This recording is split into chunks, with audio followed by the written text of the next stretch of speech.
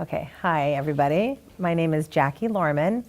I'm the owner of Sheer Heaven Salon and Day Spa at 168 North Main Street in Rutland. I have been living in Vermont for the last 20 years. I hail from Las Vegas, Nevada, and started doing hair, skin, and nails in my own business in 2004. I have 4 degrees, which is the most that you can have in the state of Vermont. I'm a licensed cosmetologist, a licensed esthetician, a licensed nail technician, and a licensed micropigmentologist. A cosmetologist is someone that does hair primarily, but you're licensed to do all kinds of things. You just can't be very specific. So as far as facials, when I do chemical peels or microdermabrasion, that falls under an aesthetic license. Cosmetology is just your basic license for extracurricular things, except for hair. And then nails and micropigmentology is permanent makeup. I probably have ADD because I like to do a lot of things and I go to school all the time. So that's why I have all the licenses. I've actually been doing this for 20 years, although in the bio it says 16. I've actually been in service for 20 years, and I'm actually primarily known for 2 very dominant things. One is color, I'm a colorist, and the other one is skincare. I'm actually ranked in the top 65 hair colorists in all of the Northeast. So that's kind of huge in our field. So if you don't mind, I'll tell you, I went in and asked clients some of their questions that they've always wanted to know. And some of the facts, some are fictions. And I thought, let's find out where we all stand. So as far as makeup, choosing the right makeup, it's a hard thing. Nobody goes in anywhere and finds the right makeup. You can go to CVS or Walmart, Walgreens, and inevitably you're going to choose the wrong makeup. Happens all the time. That's why going into a salon that actually offers makeup that will apply it, show you the skin, because your skin changes. Tonal, the undertones of your skin change. If you have a tan, that changes your makeup. Back in the day, 20 years ago, 30 years ago, they would tell us to do it here. Well, if you look with the sun and UVA and UVB rays, your skin, your décolleté has now pigmented. This is a non-pigmented area. So choosing the right makeup is hard. So I suggest going into a salon that offers makeup and having your makeup applied so that it blends. Also having a different color for winter and summer, a must. Like we talked about earlier, makeup, when you apply makeup in your 20s and 30s versus 40s, 50s, 60s, 70s, 80s. Different makeups. Makeup is very pressed based now. Mineral makeup is huge. Mineral makeup is just another way of saying that the actual ingredient is milled. It's kind of crushed to fine pieces. Certain makeup at 20 years old, they don't really have any huge flaws. So you can put anything. But when you're 50, 60, and you have the lines, those mineral makeups will actually crease into your skin. So that's where you want to make sure that you're using specific makeup. Nails. One of my clients asked me, why do you have the lines in your nails? What are those? A lot of people you see as they age, they get them. It is called corrugations. Corrugations are created from vitamin deficiencies and age. A nail technician can help soften that. So if you're looking at someone that is definitely in video, on stage, you're going to see that. Look at the nails on movies. They're very soft, and it's because they actually buff them softly to remove those corrugations. Also, it's an indicator. If you have a nail technician and the nail technician is looking at your nails and they're doing a manicure, they can sometimes help steer you to a doctor if they see a problem with your actual nail, you know. How to strengthen your nails and help them grow. There's so many things on the market. Vitamins will help them. Making sure that you have actual moisturizers that you're applying twice a day. Nail oils are huge. And men, especially, men forget about themselves. They don't really focus on taking care of it, especially manly men, you know, contractors, things like that. They would never put an oil on. But in reality, it's very, very medicinal for them to make sure that they're taking care of themselves. Skin. A client asked me, how do you reduce the appearance of dark spots and fine lines?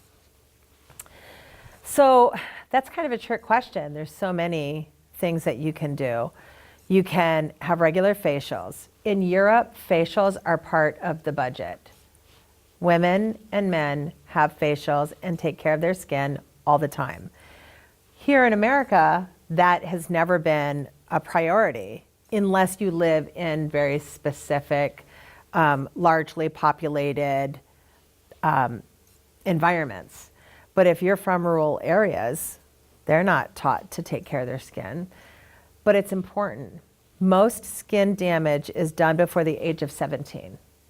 So when you have babies and you're not taking care of that skin and hiding the skin from UVA, you know, there's these great shirts that are out there now and that protect children. But if you think about it, all skincare damage is done primarily by the age of 17.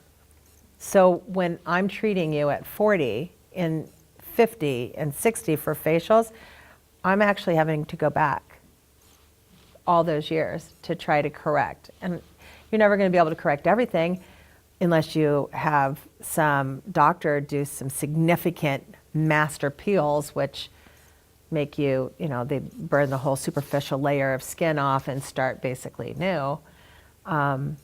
So a lot of skin damage is done by that time. Sunblock.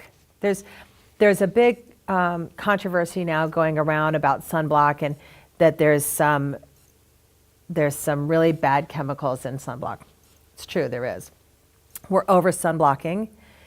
That's why it's primarily a good option for you to start getting the hats and getting the shirts, because they are finding some of the toxic chemicals that are in sunblock in people's brains. So try to use the sun shirts. Moisturizing. Men, women, children. I have 3 boys, very athletic boys. And all of them I have taught cleanse, tone, and moisturize from very young.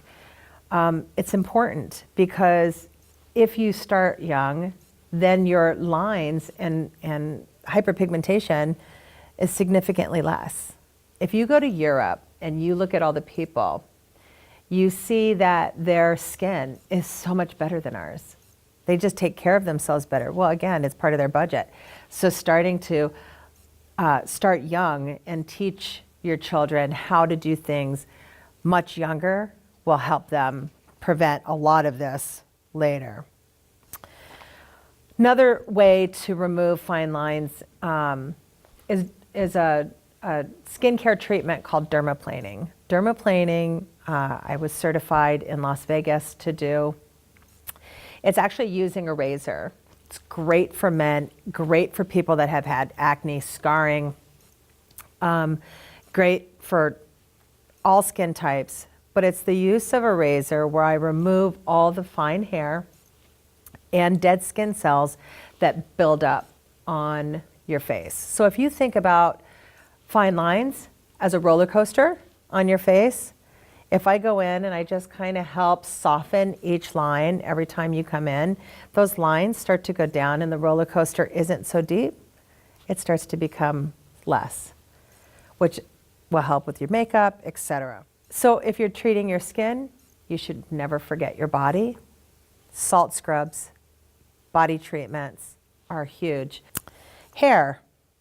People have a hard time with doing their own hair, don't they?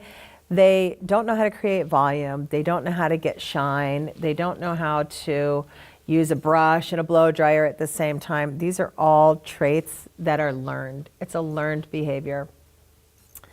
So to reduce or to get volume, it's literally degree of your brush. So if you look at a facial shape, the ideal facial shape is an oval. So if you have someone that's rectangular, for example, you may need to add a little height here, but you need height on the side because you want to create the oval, right? If I have someone that's a round face, you would want to maybe have a little bit of length and create some more height on top because that's going to create an oval. Oval being, again, the most aesthetic, facial shape. So if I want to create height, I need to if I want height here, I need to direct the brush forward with all the hair forward so that when it lies back, it creates that volume. If I want to create height here, I need to bring the hair up this way so that as it falls with volume. I can be very technical. The actual technical term is 45 degrees above center parting. So that's very hard to describe, but if you have, your brush is a 1-inch brush, you only want a 1-inch section, and you would go 45 degrees above the center part of that section. That's how you create volume. How to properly shampoo and condition hair. You would think it's easy, but in reality, people say, oh, I don't want to use conditioner. My hair's too fine. If I use conditioner, it's going to be flimsy. No, wrong. Using shampoo and conditioner properly would save people a ton of time. Number one, you always want to cleanse. Just like with your skin, just like with your body, you wash your body with a body wash, you wash your face with a cleanser, you need to wash your hair with shampoo. Shampoo is going to remove debris, grime, environmental damage, all of that. Now you have a clean slate, but we have to now pH balance your hair. So we're going to apply conditioner. Conditioner you apply mid-shaft through the ends, and then whatever's left on your hands goes on top. The reason that is because you have cleansed your hair. You've cleansed the scalp. That will produce more oil if you don't moisturize it. So if we strip our skin of oil and we don't apply that oil back, our body's natural sudoriferous glands are going to overproduce oil, and therefore that's why people say, I get greasy. You get greasy because you're not pH balanced. I get a lot of questions like this because I'm a colorist. Why does my hair always go brassy? People who want to be blonde or people who want to have blondes in their hair and they want that ashy blonde and they always go orange or yellow. Two reasons. Number one is that it's your natural undertone. If you are dark like me or dark brown of any kind, your natural undertone is red. So if I'm trying to pull red out of hair and I don't wait long enough or I don't use the proper formula, I'm going to pull red, red, orange, orange, orange, yellow, yellow, and that's how it goes up. So it's really A, your undertone, or B, your colorist. If a colorist, I've always said this, there's plenty of people that apply color and very few colorists. Color is chemistry.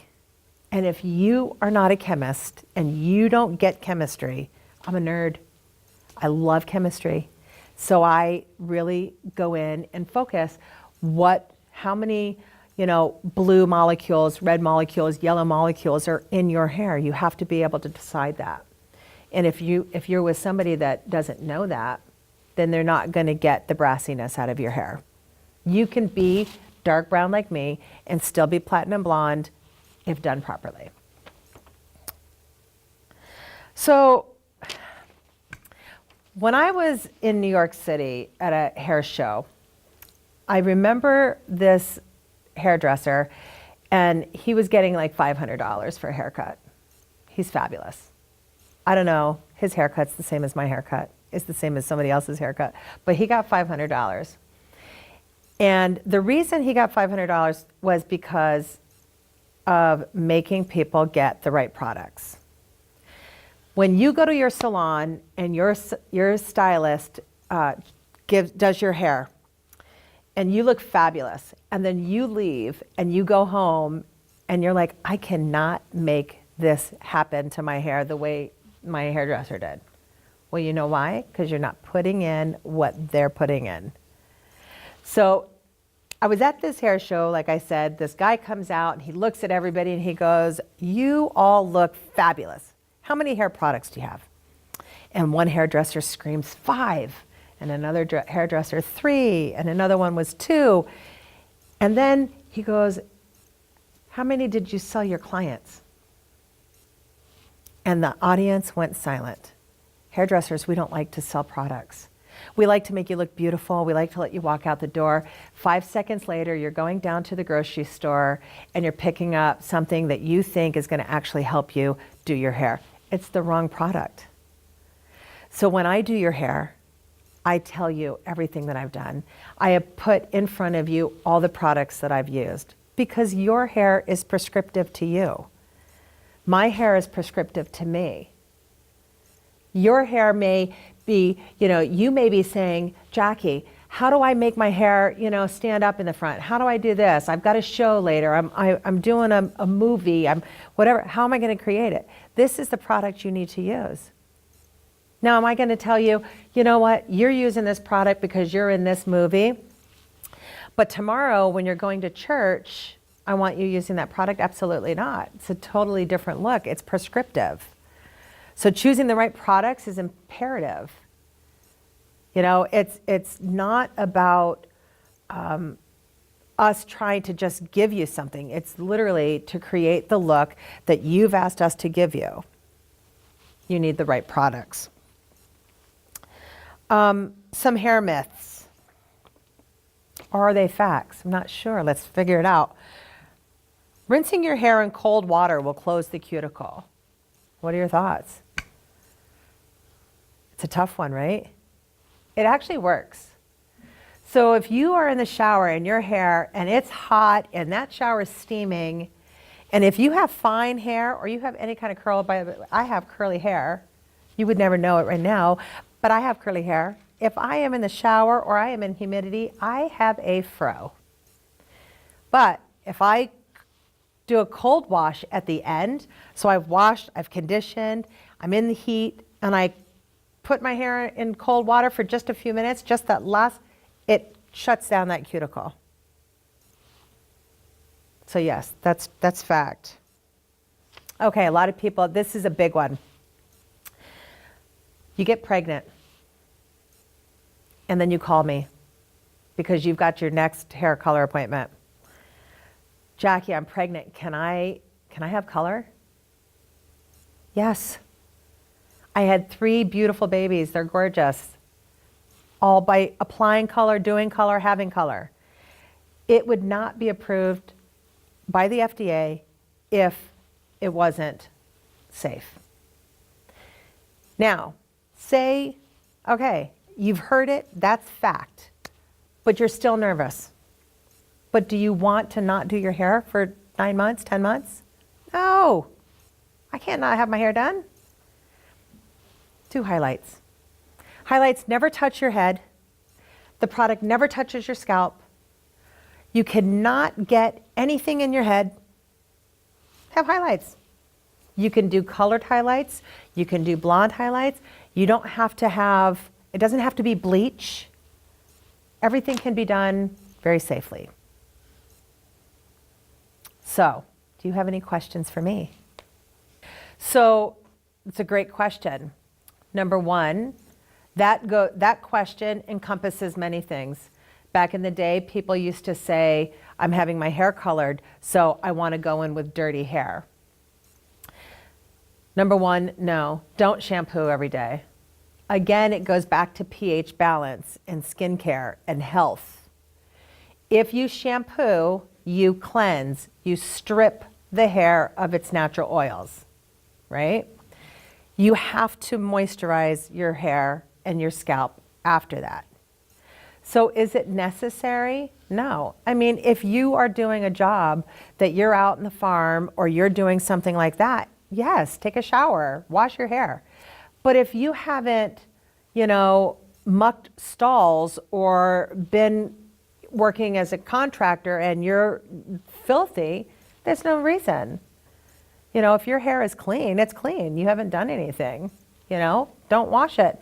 Yes, the norm now is twice a week to once a week to wash your hair. I'm going to say, and I'm going to preface this, if you're going in for color, come in with clean hair. Back in the day, the products were more alkaline.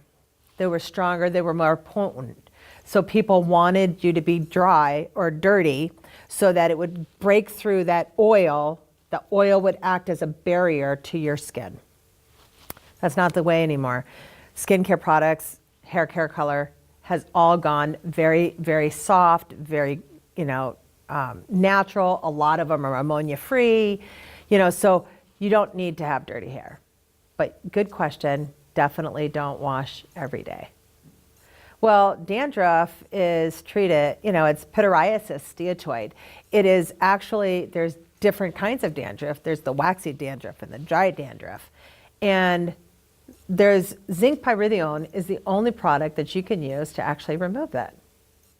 A lot of people get dandruff, dry dandruff especially, if they have very thick, coarse hair. I get it anytime there's a change of season. Because every change of season, your chemistry changes. And then that's what happens. If you have very thick hair, the air can't get to the scalp. So A, make sure that you rinse really well when you're in the shower. And B, just use that a couple of times and it'll go away. Makeup on sets is done very differently than it is in the natural everyday. So when you apply makeup, you have to press makeup in when you're doing TV, video, and you need to make sure that you have pressed base and a setting powder. Setting powder is going to set your makeup so that you don't have that shine. It's also going to help keep it. So you're going to press, especially on a men that have bald spots, you're going to apply the pressed base and then you're going to apply a setting powder. The setting powder will reflect any light. So makeup has changed over the last several decades. TV makeup, you need to make sure that your eyes are made up because eyes, just like in any kind of photography, you need your eyes to pop in camera.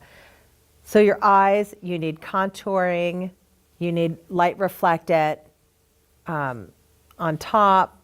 So you want to contour, you want to make sure your eyes are done, and you want your lips done.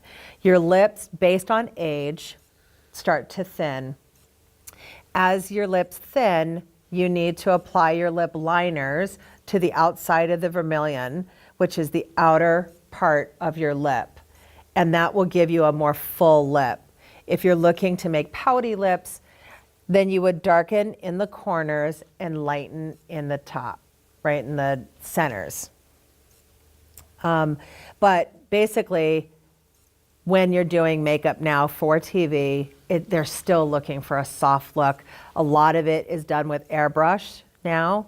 So you would airbrush all your foundation on. You would airbrush your, you may apply, physically apply your concealer, airbrush your foundation. You can airbrush your powder, or apply your powder, and then contour. Make sure you use highlighters, and then start with your eyes and lips. Okay, microneedling is also known as basically the vampire facial. It's actually using your own blood plasma to create a mask.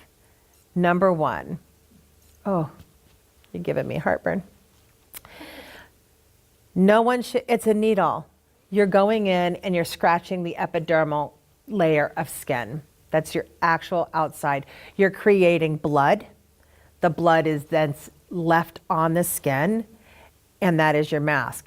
And then it starts to absorb, and that's what people are doing. Microneedling helps with acne scarring and, definitely when you have thicker parts of your skin. It should never be done by anyone who has not been to school for aesthetics or a doctor. Should never be done. You should never be doing anything because you're going to cause scarring. Just like right now, there's a huge trend with microblading where you have your eyebrows done. Now, I do permanent makeup. I'm licensed, certified. I went to a very, very well-respected institution for permanent makeup. Microblading is not permanent makeup. It's different. It's using a razor to apply ink into your eyebrow. Anything razor, needles, things like that is going to cause scarring. Now what happens? 20 years from now, we're going to have a lot of, right now, 20-year-olds that will be 40-year-olds that have no eyebrows. They'll have scar tissue. Scar tissue doesn't grow hair. Anytime you tweeze or use a razor or any of that, you create scar tissue. Permanent makeup is done with an actual tool where I can create the thickness of how deep I want it to go in. So in reality, we want a very thin, we want it underneath, very thin, right under the surface of the skin to create that perfect eyeliner or whatever. I have permanent eyeliner, But if you're doing it by hand, like microneedling or microblading, you can't physically determine what depth you're going in each time. So you're going to create scar tissue.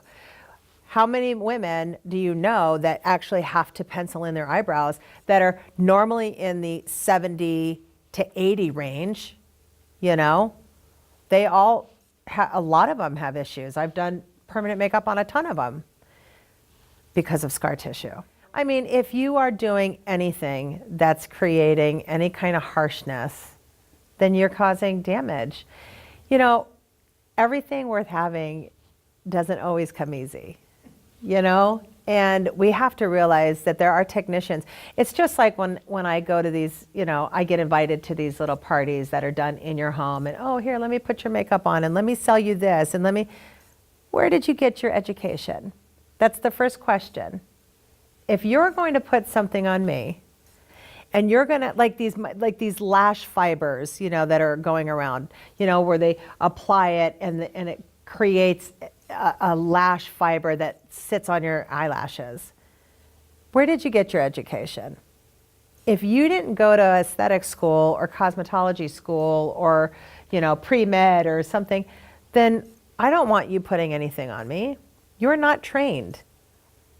If you're a housewife or a teacher or a contractor and you're selling these skincare products and these skincare treatments on the side, you're doing damage, and it's wrong. People go to school all the time. I would never sit up here and tell you how to run a studio. And people shouldn't be doing things. They should not be selling microneedling tools on the open market. It should not be allowed. I was the head of the state board of cosmetology's licensing educational part. In other words, if you went to cosmetology school and you needed to go take your boards, you would sit before me. I used to be the director of that board. And it was my job as the director of that board to teach safety, sanitation, and disinfection control procedures. If you didn't know any of those, you didn't get a license. It had nothing to do with our personal feelings. It had nothing, you may have been the most talented person, but if you can't protect the public, then you shouldn't be doing it. And unfortunately, you see on TV and on YouTube, because video is so crazy right now and everybody has a camera, you can sit in your living room or in your bathroom and you can teach this makeup tutorial. From where? Where can you teach this makeup tutorial? You're in a bathroom, In reality, we should be going to people that are actually licensed, actually have education to teach what we need to know. I'm going to go to a doctor if I'm having a heart issue. You need to go to a makeup artist if you need makeup. If you have skin care issues, you should not be going to TJ Maxx. You should be going to an aesthetic licensed person.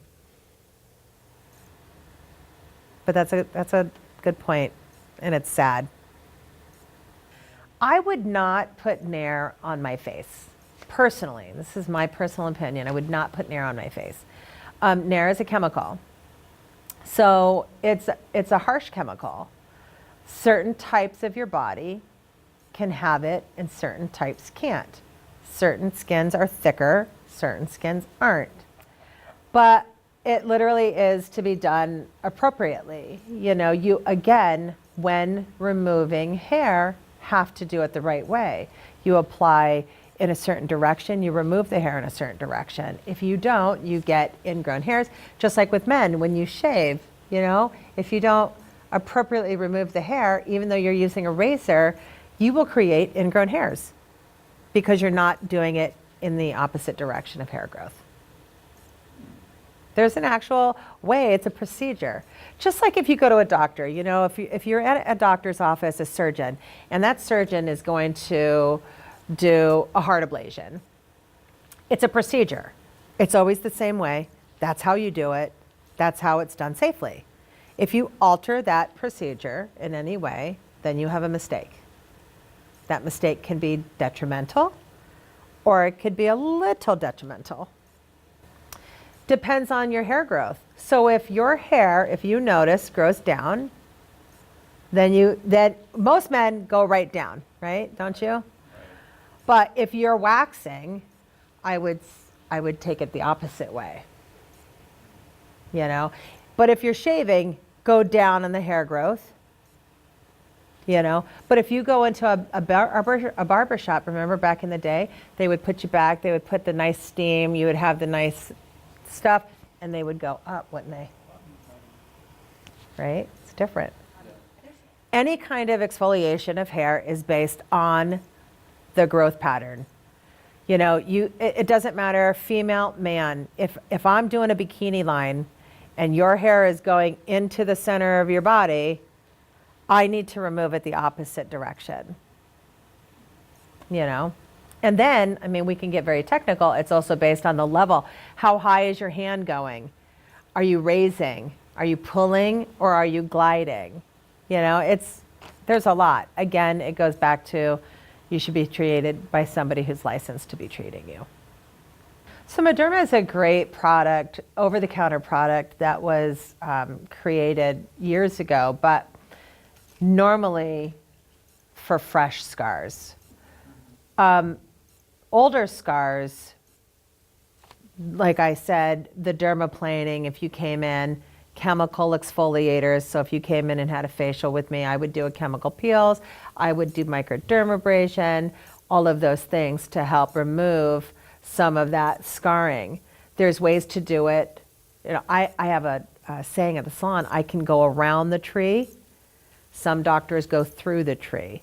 You can have a blue peel or things like that, and they're going to put something on you. You're going to look like a lobster for about a week. You're going to have petroleum jelly. You can't go outside.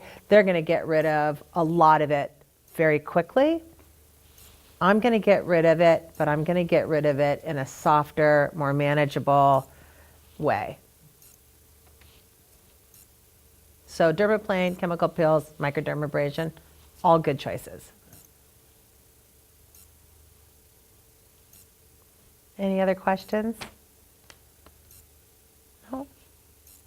Well, thank you for coming. I appreciate your time.